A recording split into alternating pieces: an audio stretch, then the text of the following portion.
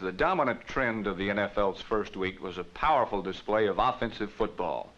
The reigning powers of the NFL beat their opposition as expected, but with much more fury than anticipated. The Washington Redskins caused the only real surprise as they bombed and battered the Chicago Bears, a team whose pride rests with a defense that's known for its legendary toughness. To complement the rush of the Bears' front four, inventive head coach Jim Dooley instituted a five-man defensive backfield aimed at nullifying football's most lethal offensive weapon, the forward pass. But today the Bears faced one of the NFL's premier quarterbacks, SONNY Jurgensen, and Sonny riddled the Bears secondary for nearly 300 yards and 4 touchdowns.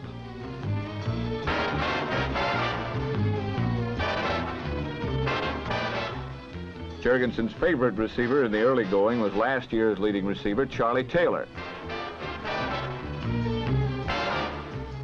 With it 3rd and 7 on the Bears 16, Sonny tossed a perfect strike to towering Pat Richter for a 7-0 Redskin lead. Unable to perform through most of the exhibition schedule due to a nagging arm injury, Jurgensen stilled all fears about his arm by establishing complete mastery over the Bears. The birth of a decent Washington running attack can in part be attributed to the acquisition of All-Pro guard John Wooten, number 67, who led Swift Jerry Allen to a 2-touchdown margin over Chicago.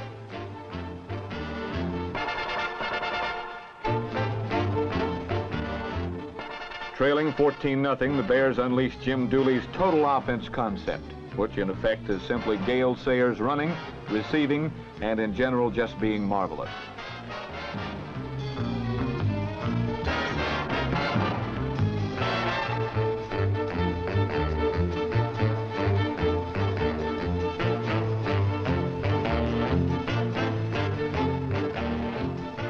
Nearing the close of the first quarter, Sayers zipped 43 yards through the Redskins before stepping out of bounds on the Washington 12.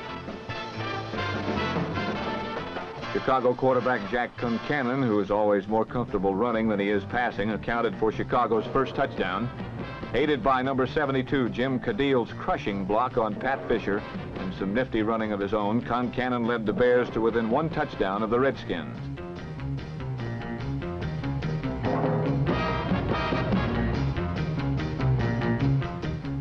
In the second period, a Bear drive to tie the game was canceled when Concannon was forced to flee from the pocket, and his desperation pass was intercepted by Brig Owens on the 1-foot line.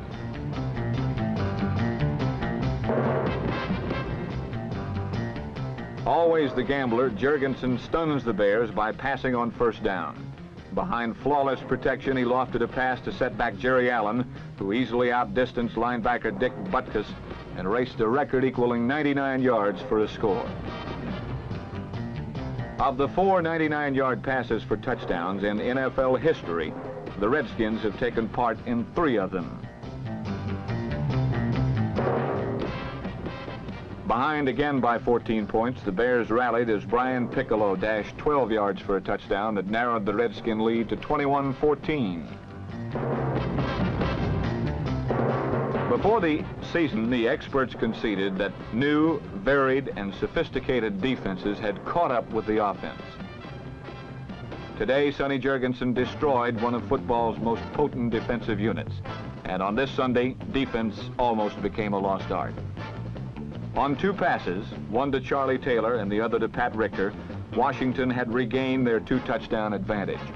Richter's second touchdown of the day served to accent his promotion from a seldom-used spot player to a full-time starter.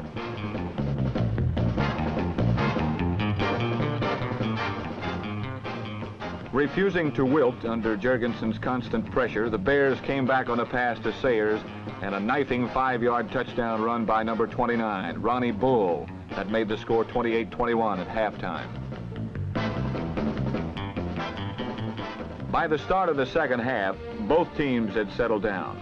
The scoring did not come in flurries, but it still came. On the only scoring play of the period, Jurgensen and Richter collaborated a 3rd time for a touchdown, climaxing the finest day by the tight end in a heretofore modest 5-year career.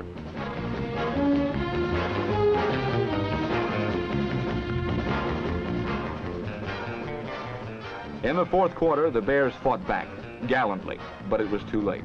Jack Concannon's ground-eating scrambling carried Chicago to their last score of the game when Ronnie Bull blasted 8 yards to his second touchdown.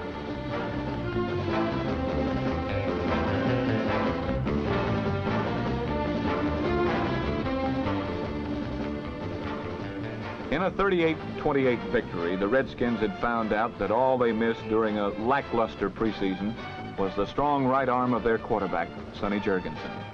In defeat, the Bears seemed to have lost something just as valuable: their defense. On the very first play,